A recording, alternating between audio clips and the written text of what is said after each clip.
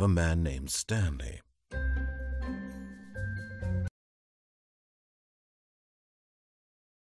In a big building where he was employee number 427. Employee number 427's job was simple. He sat at his desk in room 427 and he pushed buttons on a keyboard. Orders came to him through a monitor on his desk, telling him what buttons to push, how long to push them, and in what order.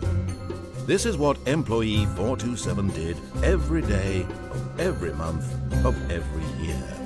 And although others might have considered it soul-rending, Stanley relished every moment that the orders came in, as though he had been made exactly for this job. And Stanley was happy. And then one day, something very peculiar happened. Something that would forever change Stanley. Something he would never quite forget. He had been at his desk for nearly an hour when he realized that not one single order had arrived on the monitor for him to follow. No one had showed up to give him instructions, call a meeting, or even say hi. Never in all his years at the company had this happened, this complete isolation. Something was very clearly wrong. Shocked, frozen solid, Stanley found himself unable to move for the longest time.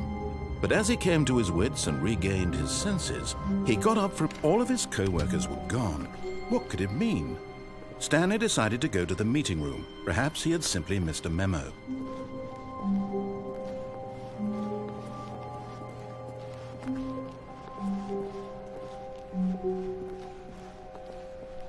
When Stanley came to a set of 2 open doors, he entered the door on his left.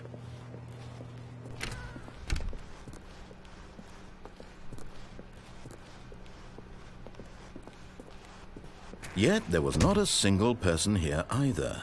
Feeling a wave of disbelief, Stanley decided to go up to his boss's office, hoping he might find an answer there.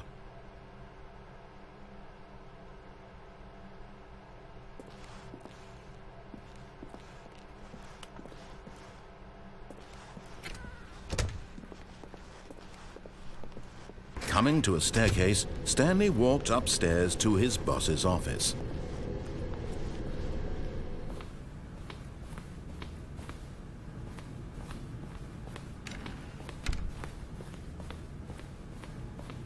Stepping into his manager's office, Stanley was once again stunned to discover not an indication of any human life. Shocked, unraveled, Stanley wondered in disbelief who orchestrated this. What dark secret was being held from him? What he could not have known was that the keypad behind the boss's desk guarded the terrible truth that his boss had been keeping from him. And so the boss had assigned it an extra secret PIN number. 284. Stanley was in such a rush to get through the story as quickly as possible, he didn't even have a single minute to just let the narrator talk. That kind of anxiety isn't healthy, so he relaxed for a few moments with some calming New Age music.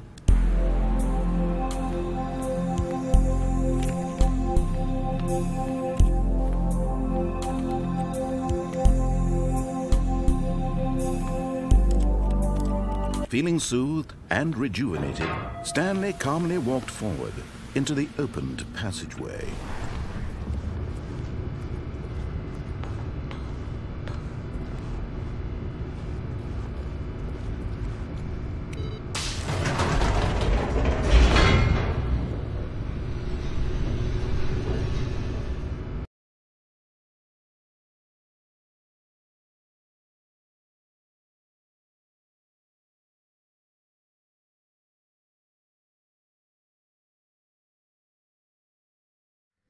Descending deeper into the building, Stanley realized he felt a bit peculiar. It was a stirring of emotion in his chest, as though he felt more free to think for himself, to question the nature of his job. Why did he feel this now, when for years it had never occurred to him? This question would not go unanswered for long. Stanley walked straight ahead through the large door that read Mind Control Facility.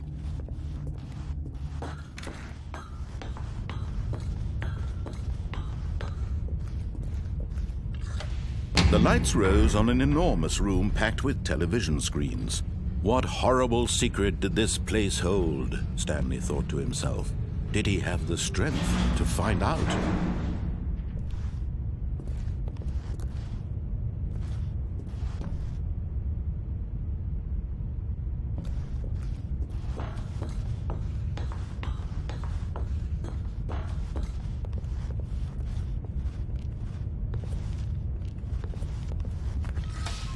Now the monitors jumped to life, their true nature revealed. Each bore the number of an employee in the building, Stanley's co-workers. The lives of so many individuals reduced to images on a screen, and Stanley, one of them, eternally monitored in this place where freedom meant nothing.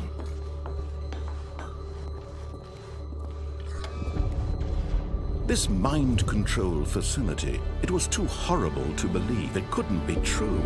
Had Stanley really been under someone's control all this time? Was this the only reason he was happy with his boring job? That his emotions had been manipulated to accept it blindly?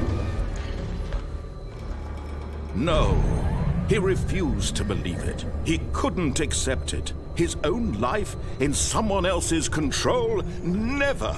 It was unthinkable. Wasn't it? Was it even possible? Had he truly spent his entire life utterly blind to the world? But here was the proof. The heart of the operation. Controls labeled with emotions. Happy, or sad, or content. Walking, eating, working. All of it monitored and commanded from this very place. And as the cold reality of his past began to sink in, Stanley decided that this machinery would never again exert its terrible power over another human life. For he would dismantle the controls once and for all.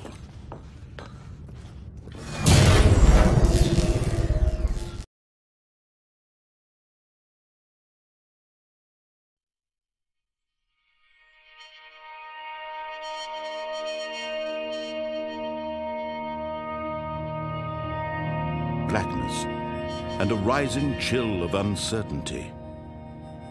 Was it over?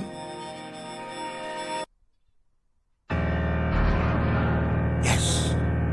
He had won! He had defeated the machine, unshackled himself from someone else's command. Freedom was mere moments away.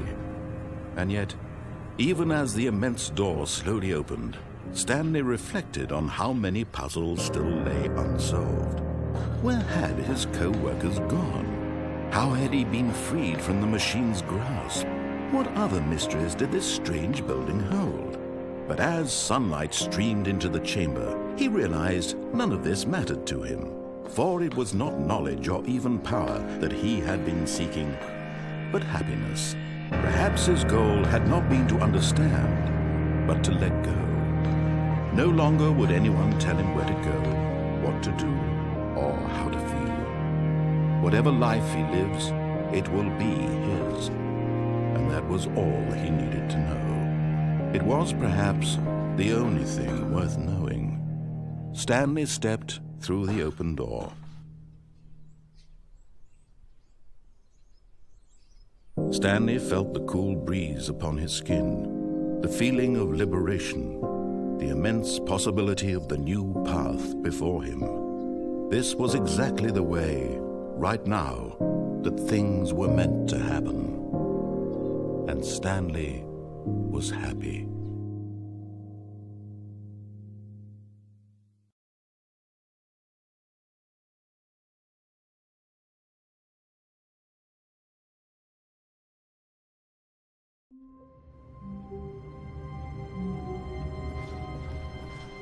Stanley decided to go to the meeting room to check on his co-workers. He never functioned well by himself and constantly needed support and guidance from others, so the thought of total solitude was terrifying to him.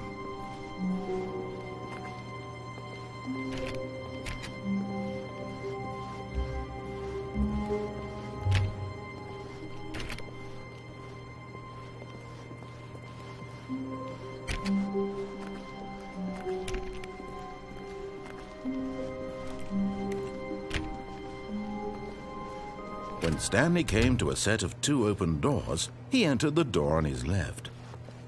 This was not the correct way to the meeting room, and Stanley knew it perfectly well. Perhaps he wanted to stop by the employee lounge first, just to admire it.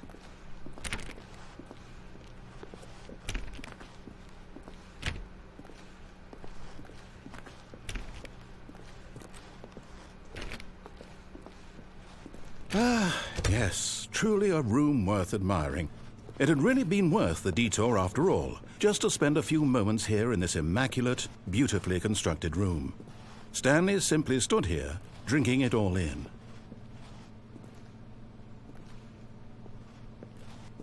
But eager to get back to business, Stanley took the first open door on his left.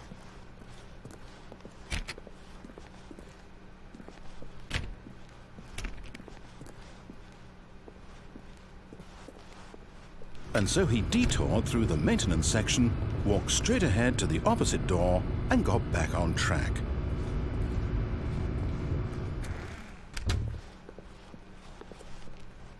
Yet there was not a single person here either. Feeling a wave of disbelief, Stanley decided to go up to his boss's office. Stanley stepped into the broom closet, but there was nothing here, so he turned around and got back on track.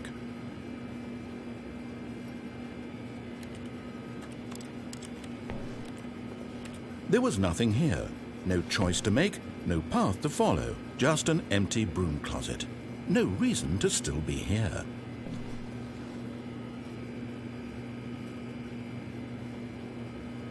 It was baffling that Stanley was still just sitting in the broom closet. He wasn't even doing anything. At least if there was something to interact with, he'd be justified in some way. As it is, he's literally just standing there doing sweet FA.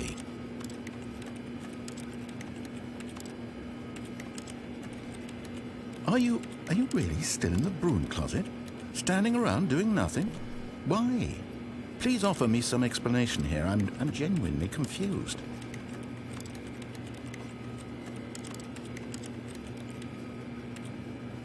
You do realize there's no choice or anything in here, right? If I'd said Stanley walked past the broom closet, at least you would have had a reason for exploring it to find out.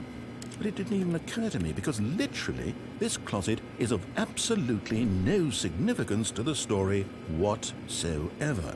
I never would have thought to mention it.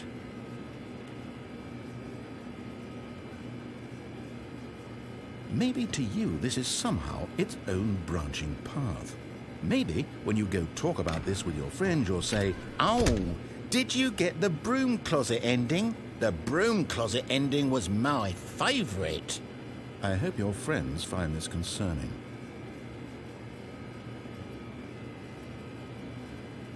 Stanley was fat and ugly and really stupid.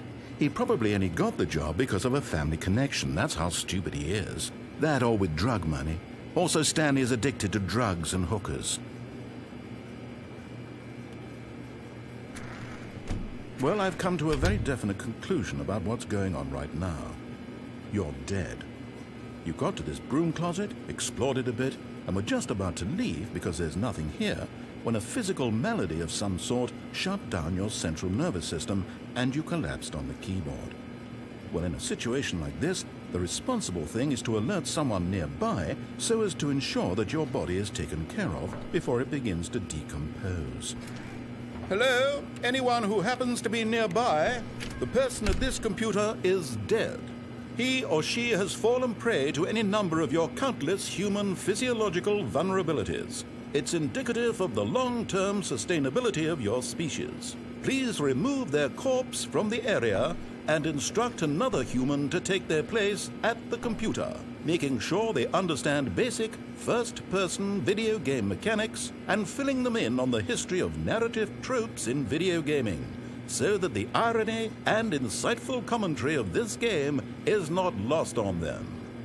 All right, when you've done that, just step out into the hallway.